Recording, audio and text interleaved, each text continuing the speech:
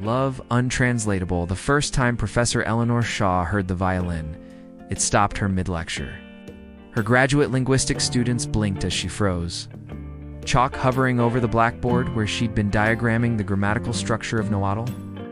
The sound drifted through the open window of the lecture hall, melancholic, soaring melody that made the hairs on her arms rise. "Professor," one of her students ventured. Eleanor set down the chalk.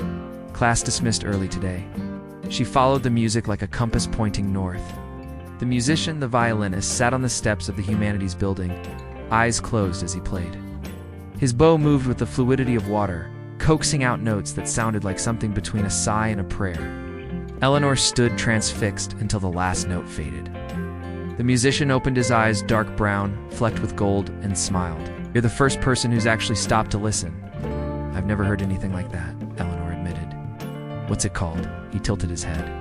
"It doesn't have a name. Just something I felt this morning." She frowned. "That's impossible. All emotions have linguistic correlates, even the untranslatable ones. Have ever felt something so deep you couldn't put words to it?" He interrupted gently. Eleanor, who had spent her life cataloging the exact terms for every nuance of human experience, found herself speechless. The untranslatable. His name was Leo. He was a street musician with a philosophy degree, who believed music was the only true universal language. She was a tenured professor who could argue in 7 languages, but could unexplain why her pulse raced when he looked at her. They met every Tuesday after her seminar. He would play, she would listen, then attempt to analyze what she'd heard. Today's piece was in D minor, she declared one afternoon. The key of sorrow, but with moments of hope in the bridge. Leo laughed, the sound warm as sunlight. "Or maybe I just thought D minor sounded pretty today."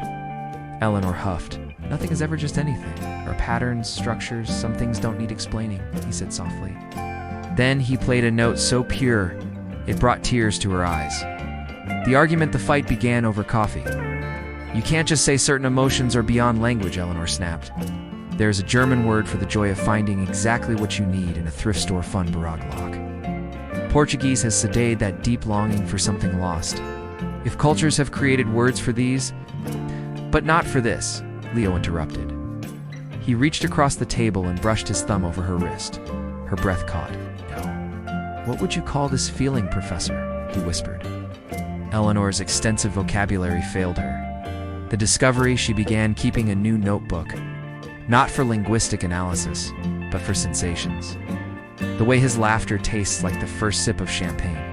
The exact pressure of his hand on the small of my back. The sound he makes when he sees me walking. Toward him, not a word, not a sigh, but something in between. One rainy evening, Leo played a new composition. When he finished, Eleanor didn't analyze the key or tempo. She simply kissed him, his lips curved into a smile against hers. "What do you call that in Nahuatl?"